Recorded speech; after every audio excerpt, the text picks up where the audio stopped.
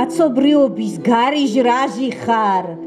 ბოდლერისთვის ნარკოტიკი, გალაქტიონისთვის სასმელი, ჩემთვის ზღაპრული სამყარო, ბავშვობაში მიღებული ოცნებებით, მხატვრული საუფლო, თეატრში როლში შეჭრილი აფეთქებით, თავარი ჰიპოსტაზი სულიერი წარმოსახვების გახსნის ბუნებრივი ჰარმონია, სიტყვა სილამაზეზე პოეტური ნერვი და ძარღვი, შენს კლავებში კი ნიშანი